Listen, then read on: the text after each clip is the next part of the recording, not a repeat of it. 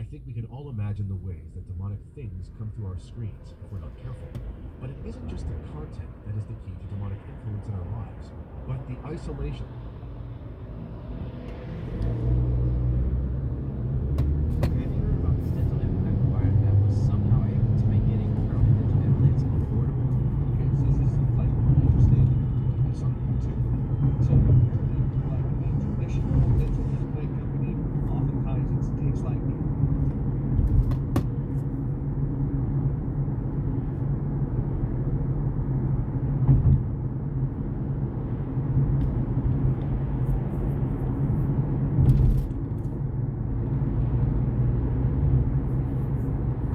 demonic influence. We have most well-known, respected exorcist in our Father Chad, who is an author of numerous books, and including this book that I just received, Diabolic Influence, 800 pages. I've already started reading it. I'm pleased to see St. Thomas Aquinas in almost every single footnote.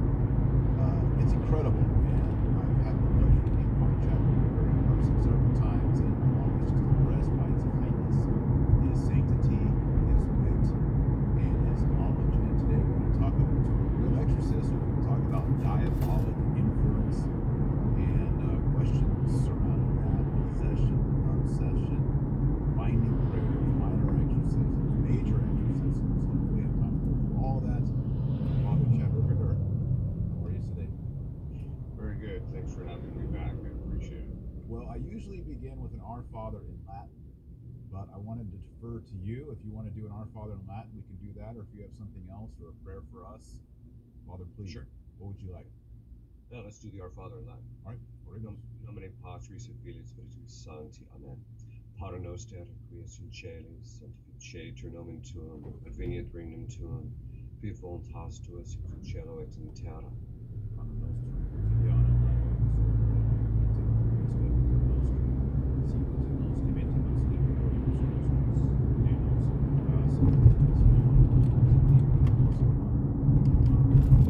Virgo potens, ora pro nobis. Nomine Patris et Spiritus Sancti. Amen. All right, well, before the show, we were talking about this cardinal who just came out and said, if it weren't for Vatican II, we'd be a small, insignificant sect. Yes, he did say What do that. you say to that, Father? I think I'm just going to say pretty much the same thing I said to you. Well, basically, we are a small sect at this point because of the fact that if you actually look at the number of Catholics that actually believe everything that the Church has always believed, it's relatively small. So, and I think that I just think it's one of those things that they have to provide a certain kind of defense of what's happened in the Church in the last 50 years, because it's obviously from the book leading into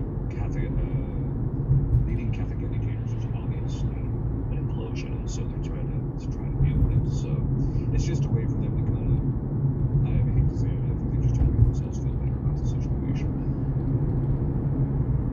All right, well, before we get started, everybody like the video, share it on Facebook, Twitter, subscribe. All right, first off, before we start talking about diabolic influence and exorcisms, I'm surprised by the amount of people, even Catholics, who don't know what demon is. Right. Origins of demons and what are demons. Well, as I talk about in the book, it's basically demons are fallen angels. That is, when they were originally created, they were created in a state of innocence. They were holy. They actually had sanctifying grace.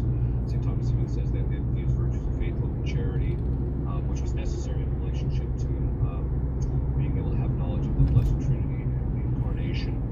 And so St. Thomas says there's three instances. He says the first instance they're created in this perfect act of knowing. Then they make a choice, and then that's the second instance. And that choice is either to follow what God has asked of them or not, to assign task, which is their nature. And if not, then they reject him. And then St. Thomas says in the third instance they're immediately damned, or they're immediately born into the beatific vision. So it's some sequence of things happens very rapidly, but basically the demons are the ones who refuse their assigned task, that is, the fallen angels. And why does God allow them, Eve, to have influence in affairs? I think it really just boils down to, well, there's several reasons. Actually, go into the number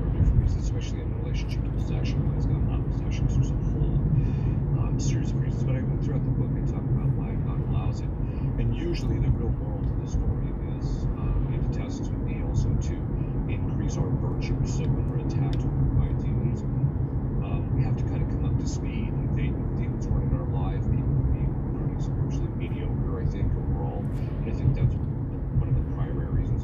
But also, as we fight against the demons, the amount of energy and focus and the dedication we have to put into voluntariness, in a certain sense, we have to put into doing the battle, actually causes our virtue to increase. We actually become more virtuous as a result of engaging with demons. And so I think that's the primary reason we see this a lot of times in possession is that, one of the reasons, I think there's a lot of reasons why possession cases take longer to liberate, but one of them is the fact that people simply don't have any virtue. In the past, say 60, 70 years ago, if you liberated somebody, they could plug into a culture that was at least quasi-virtuous, or at least, you can lead a virtuous life and people would accept that and think it's actually a good thing.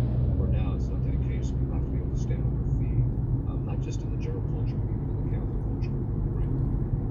Now, speaking of Catholic culture, there's been actually we see today some news that unfortunately we talked about Satanic rituals, weirdness, and I was actually very surprised as I was reading through your book. People are asking the name of the book. It is there's no snazzy cover though. No, because this is be a black box. Yeah. Well, there's two reasons. This is obviously the version that's meant for clergy and healthcare professionals. I sent you a copy because of the fact that you work in the area of philosophy and also theology. So I figured you're just the type of person that would be able to benefit from this. But then what I did is so that's the long version, and then I did a shorter version, which is Dominion. It's the play version, which is basically the same book, except there's certain things that are removed, which we can talk a little bit about that maybe later, but I just simply removed them. So I figured that a scholar, like such as yourself, doesn't really care what the book looks like. They're just only worried about the content. So satanic ritual abuse, without going into like details, what is it, and why are we seeing it in the Catholic Church amongst apostate or infiltrating multi-clerics church priests? Okay, yeah, first, what is it? So satanic ritual abuse is basically the name that is given to the practice of rituals or certain kinds of occult activity in relationship to usually a victim, usually their kids or women or the like. And so they'll actually abuse them in order to empower themselves in relationship to because they're using this ritual to gain power from Satan. And so they'll use this to empower themselves. And so it can, there's all sorts of different ways that this can actually be done. Everything from, just basically physically and psychologically abusing children all the way up to sexually abusing them, which is the more common thing that you tend to see.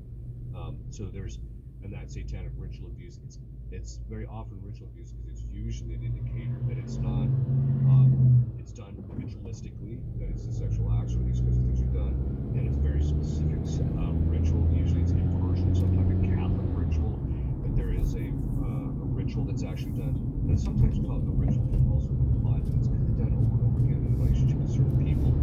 So right in the book there's satanic ritual abuse, and then the subsequent chapter is is dissociative identity disorder, which is also something which very often people will undergo satanic ritual abuse and then suffer dissociative identity disorder, which used to be called multiple personality disorder. But and so they'll actually, especially in relationship to children, they want to induce this psychological state because it makes them more compliant during the rituals. But among other things, but the satanic ritual abuse that's why it's done. It's primarily done in order to called empowerment. That's why you're starting to see an uptick in it in the world elite. We noticed as exorcists in the satanic ritual abuse cases that we were dealing with, at least when it first started 15 years ago. There were cases that were actually going on in the 80s. So it was in the 1980s that we saw a real uptick, a real drastic increase in the number of satanic ritual abuse cases, and that's just something that kind of bears itself out. Although now it's becoming significantly even worse. But a lot of the people involved in And this is not conspiracy theory. You can read it right online. All you got to do, like, if you want to know who's involved in the occult, is just watch the opening of the tunnel that they did in Switzerland. All you got to do is watch the ceremony for that, and all these heads of states are watching this full blown ritual to Baphomet. So it's not